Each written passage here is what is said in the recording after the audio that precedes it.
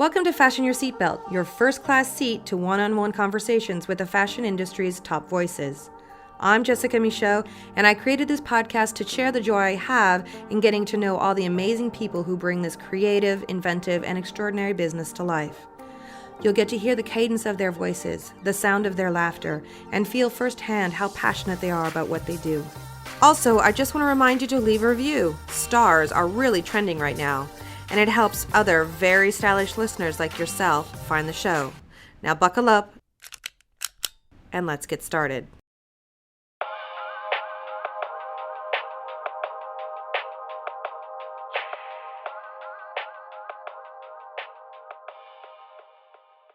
Talk about an inspirational story. Paula Wallace, the president and founder of the Savannah College of Art and Design, better known as SCAD, had a singular vision back in September of 1978 to create a world-class art and design college that would prepare students for a global workforce. Under her leadership, SCAD has grown from a small art school with 150 students to a global university that spans 3 campuses around the world with thousands of students enrolled. Over the years, it's also become recognized as one of the most respected art and design schools in the world, thanks in no small part to President Wallace, who has been the driving force behind its success for 45 years, and today is one of the longest-serving women presidents in the history of U.S. higher education.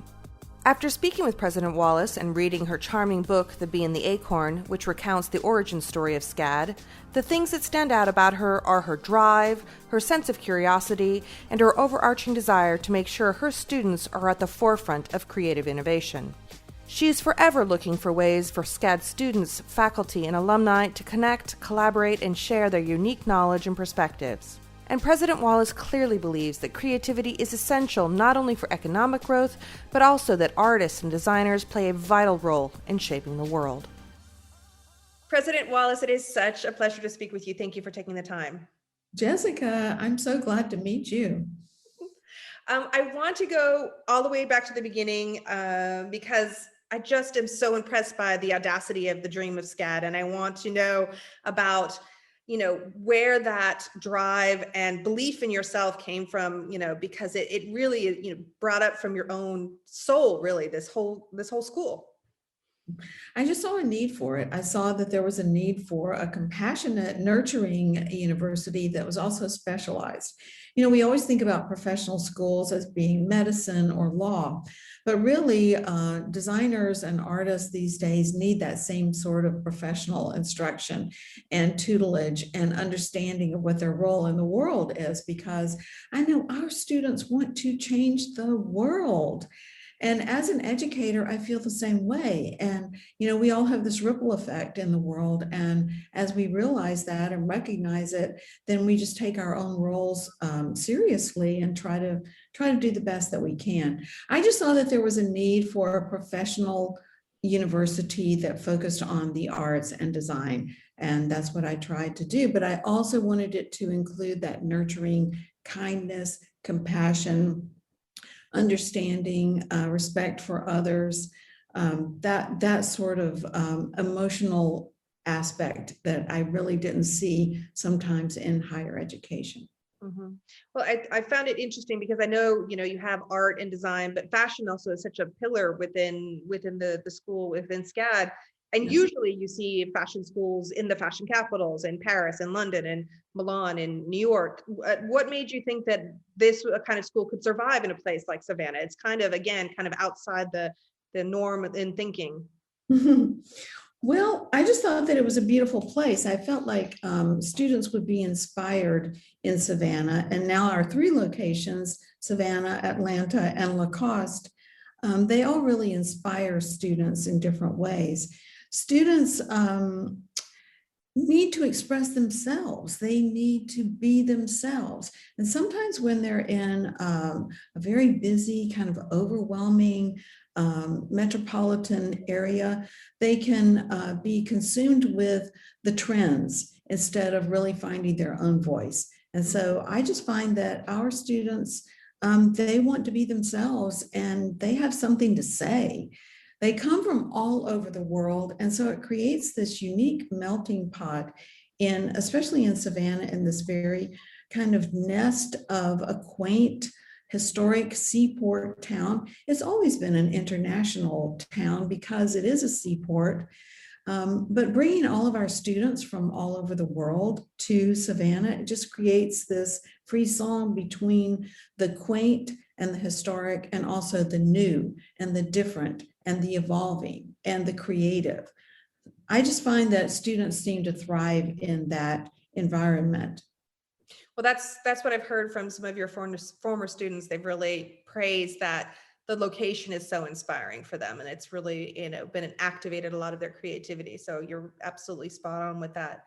The other thing you talked about, family and, emotion and, and all of that being part of SCAD. And I was so impressed to hear your story about how your parents and your husband and you, it was a family affair. And even your daughter, the arrival of your daughter kind of inspired you to give up your monthly salary as a paid teacher and launch this thing. So talk to me about the family aspect of creating SCAD.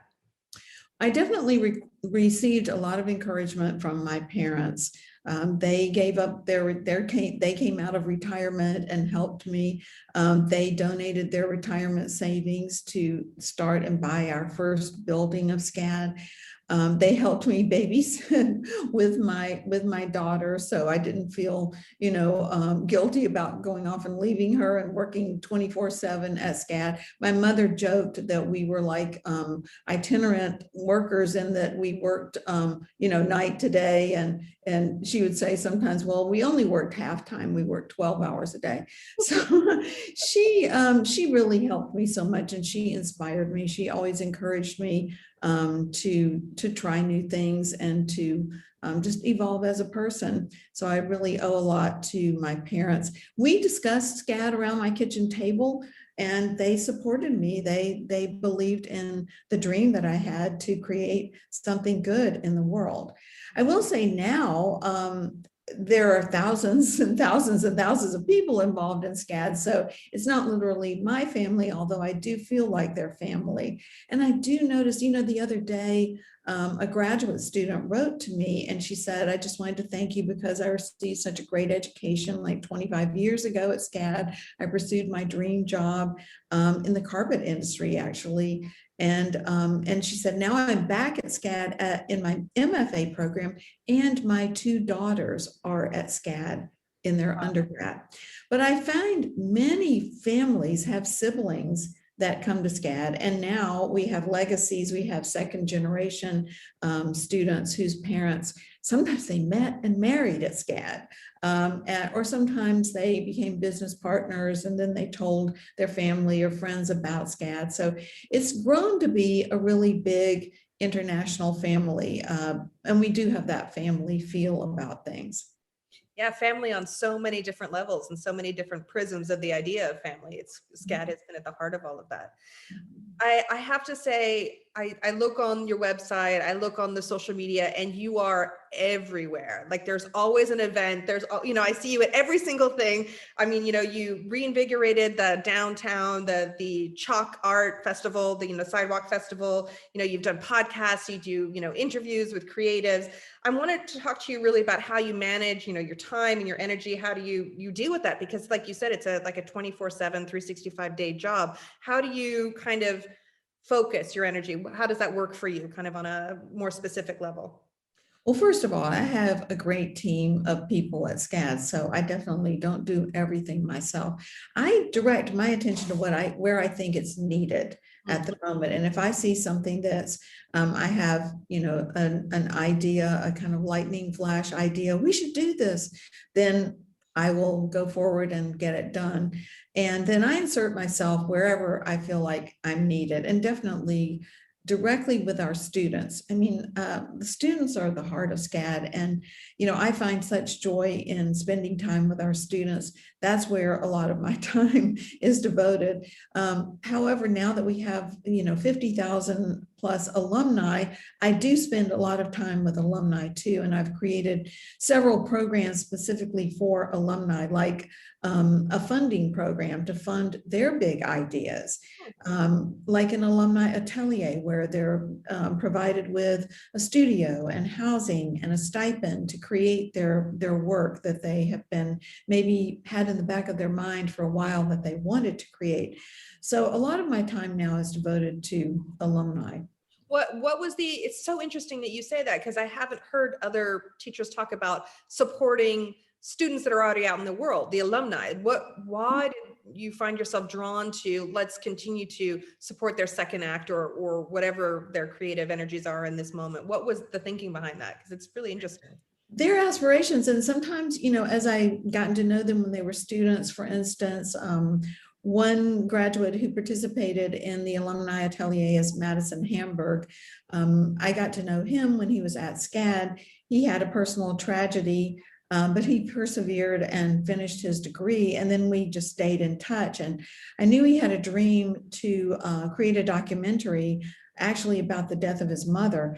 And so he was one of our alumni atelier, and then he created his proof of concept film, which he then marketed to HBO, and then it's called Murder at Middle Beach. It's been on HBO fairly recently. So that's an example of just the kind of full circle moments that are so gratifying to me, because I'm able to help and support to fulfill the dreams of our students and alumni.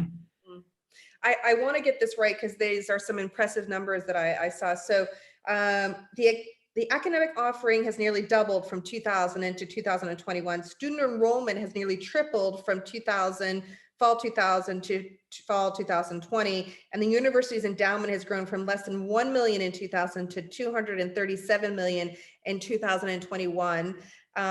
That's an impressive feat, all of that.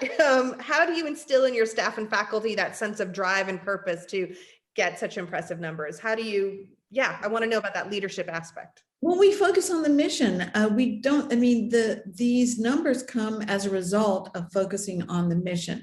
So we're in existence to prepare talented students for creative, rewarding careers in a positively oriented university environment. And that's what we devote ourselves to. And I think as a result of that, people want to join us, new students and families.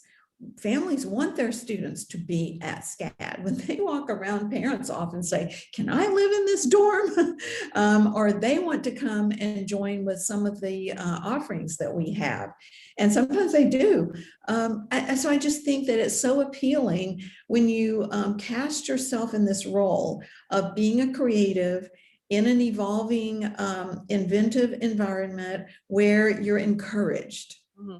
And that's what everybody wants. And then our environments at SCAD. I don't know if you've seen any images of our environments at SCAD, but they're just dynamic. They're cool. There's joy. There's surprise and delight around every corner. And people don't want to leave our buildings. And that's one reason the students are so successful. I mean, they spend a lot of time in their classrooms and with their professors. They have very small classes.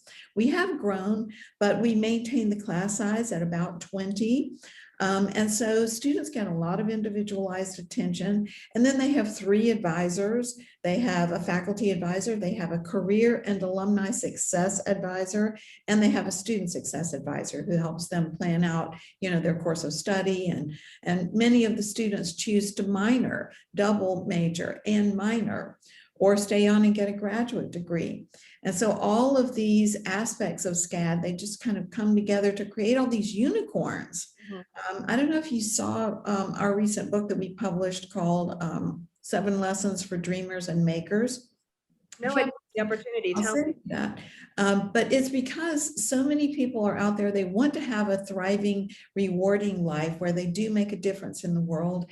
And they know they're good maybe at math and science, and they think, oh, but I can't be creative too. But can. And so we do see, especially with some of our newer majors that are more technologically oriented, we do see a lot of people actually not coming out of the art classrooms in high schools, although a lot of those do, but from the math and science classrooms they're coming to SCAD to invent. Mm-hmm. Mhm. Well, that's a very interesting point that you bring up, because what I've noticed about some of your curriculum and the professors that you have at your school, it's very much the cutting edge. You seem to be creating classes that are very much pointu. The word in French is what comes up for me. Focused on really, like, I could almost say non-fungible token class coming out at SCAD. Like, I can see that you guys seem to be very much looking towards the future and trying to create classes, because I know other fashion schools where it's very theoretical, but then they don't know the brass tacks about how to function in the real world, which is not the experience I've seen with SCAD. But go ahead. I think you wanted to say something about non-fungible tokens. Oh, I'm on to that. No, anything that comes up, I just like Clo 3D, anything that comes up, then I've got the students doing workshops and participating and bringing in our alumni to help them to see what the next big opportunity is. So many of our majors do contribute together. I find that our students come in, they're very entrepreneurial and very ambitious. And so they create their own teams at SCAD.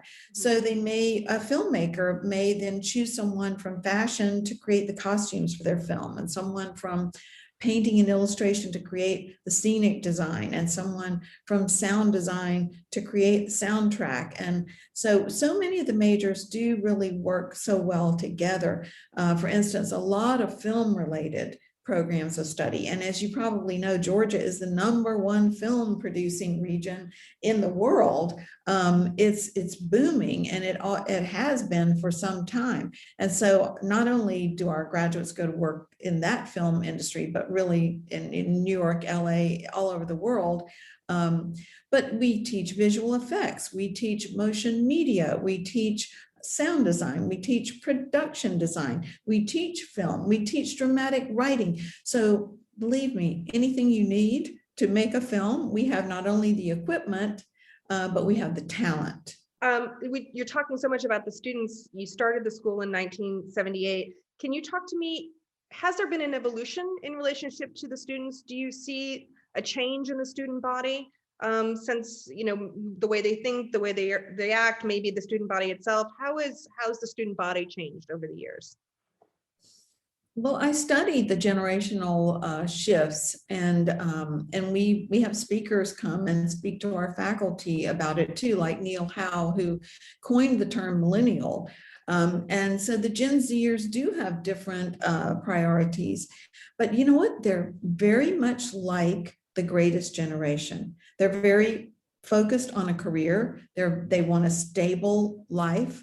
Some of these incidents that have happened in their lives, I mean, they've had to contend with terrorism. They've had to contend with a pandemic. And, we just find that these students they want the stability of a life that they can count on as much as possible going forward. They also want to change the world. Yeah. Whereas previous generations may have volunteered for, programs. This is not just a volunteer temporary thing. This is with their lives. They want to change the world. Well, that's an interesting point that you bring up, because besides the pandemic, and I agree with you that there seems to be a real shift in the way students today want to have a work-life balance, want to have an impact on the world, be that the environment, be that, another field. One thing that also came up over the last year and a half was this idea of inclusivity and diversity. And I know that a lot of different schools and brands, had a lot of backlash and et cetera. And I was wondering how SCAD, I know that you guys really reacted quickly to this issue as well. Mm-hmm. Yeah, we had a lot of open mic conversations where we just invited people to just share their thoughts, share their experiences, because we can only each live one life, and we haven't all experienced the same things, and we need that empathy, we need that respect for other people's conditions and situations and thoughts and feelings.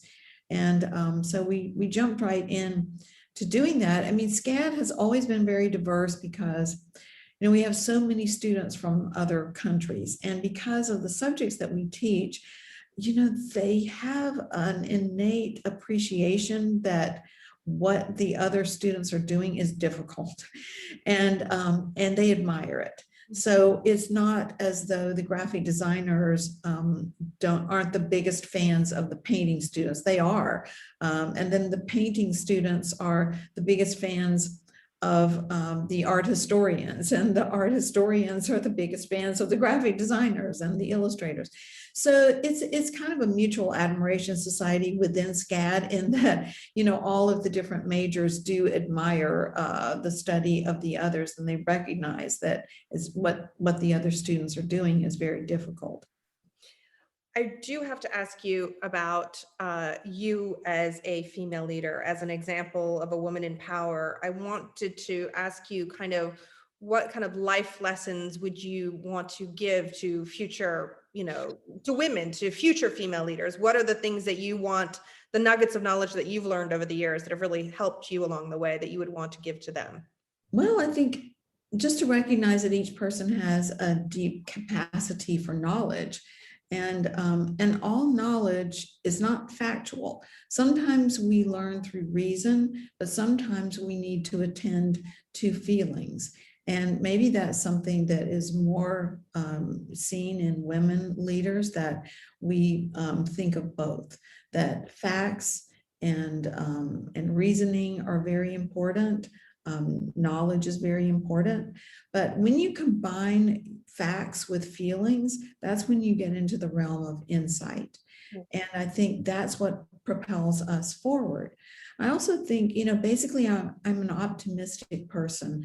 I mean, you go into education because it is about changing people's knowledge, their lives, their behavior, and you feel that you can make a difference, and you can do good in the world. I mean, you know, I think every person, though, feels that there's a destiny to accomplish something in the world in their lifetime. Yeah, I agree with you. I agree with you. So basically, having done it all, pretty much everything. I mean, I've read your book, and it's impressive, everything you've been able to accomplish with SCAD, and all of the different campuses and the students and the growth. What legacy do you want to leave for SCAD? I hate asking this question. It's such a generic question, but I mean, where do you see SCAD going from here for the future? Mm-hmm. It is about the people involved. And, you know, I'm gratified at this point just to see what everyone at SCAD is doing and what they've done after they've graduated. And, you know, we have an amazing faculty and staff too. And it's just a joy for me to work with them every day. My legacy is the people. You know, there are these campuses, there is all the architecture, all the hardware, but it's really about the people. Mm-hmm, mm-hmm. All right, so now I have to ask you the 5 generic fashion questions that I ask everybody who I've ever interviewed. So some of these might maybe not be particularly in your wheelhouse, but I think you'll be fine. Mm-hmm. So the first generic fashion question is, what is your favorite piece of clothing that you own that you love above all others, that you would take with you if you had to leave the country? Mm-hmm. My evil eye bracelet. Oh yeah, why? Well, 2 of my alums from Istanbul gave me that bracelet years ago, and it just reminds me of them. Okay. You know, buying a piece of clothing or investing in a piece of fashion, a luxury piece, it's, you know, it's a costly, it's not something that most people can afford. But if there was one item of clothing or accessory that you think that it's worth saving your pennies for to buy, what would that be? Well, I'd look for a great belt, because it doesn't take up much space when you travel, and you can definitely change out your outfits depending on you know, what you need. So, I mean, I would say a great belt. Okay, good to know. That's a new one for me, a great belt. That's true. When we wear it high, wear it low. Yeah, absolutely. I mean, you can take a trench coat and put a belt on it, and it can be a dress. You know, I just had a situation yesterday where I whipped out a belt. I brought one belt with me and I whipped it out and kind of changed the outfit that I was wearing, and it was more suitable for the occasion. The magic of a belt. Noted. Okay. Who is your favorite designer, living or dead? Oh, I know so many of them. It's not. Um, hmm. I've worn a lot of Barney over the years, but I don't even know who the designer is. Hello. Yeah. Okay. No. Okay. Marnie. Yeah. Very artistic. That makes sense. That's one that I haven't met, but recently everybody at SCAD has been wearing Christopher John Rogers's collection out of Target. In fact, we even did like a whole photo shoot of students and faculty and staff all wearing CJR. So, and his company is made up of SCAD graduates. It's not just Christopher, it's like several SCAD graduates who are working there. Christina and David, and yeah, that's a family. Yeah, there's another family. Well, I interviewed Christopher just last year, and he only had the sweetest things to say about you and SCAD. He just thought you were the bee's knees, if I can say that. That sounds. He's a doll. He's a doll. So 2 more questions. The second to last question is, what trend will you never follow? I try to avoid kind of oversized because, I'm only 5 feet tall. So even though I admire that kind of slouchy, oversized, loose look, it doesn't suit me because, I'm so small. I look like I'm waddling around in my, hand-me-down clothes from, a relative a few generations ahead of me. No, I feel you. There are so many styles out there that I admire, but I know that I'll never be able. They're not for me. I can admire them from a distance for sure. Not for you. Not for you. All right. Last question is, what do you love most about fashion? Fashion. Well, it's part of your identity. It's a means of communicating who you are. And I think of extending yourself to another person, even if you don't talk to them. They see something that you have on. Maybe it's like in this painting, a bright pop of poppy red, and that lifts their feelings too. Or maybe it's just one color that is, it just kind of makes a statement across a room. And it causes someone to think of, the sea or a field of, blowing grass or something. So I just think that the allusions to nature and the identity and communication power of fashion, I love. President Wallace, thank you so much for taking the time. It has been an honor to speak with you. Hopefully we get to do it in person sometime soon. Absolutely. Thank you so much. Have a lovely day. Thank you. Bye. Don't want to miss an episode of Fashion Your Seatbelt? No problem. Just go to iTunes or wherever you download your podcasts and click on the subscribe button. Then every new episode will drop into your feed automatically. No fuss, no muss. Believe me, I know. I'm Jessica Michaud.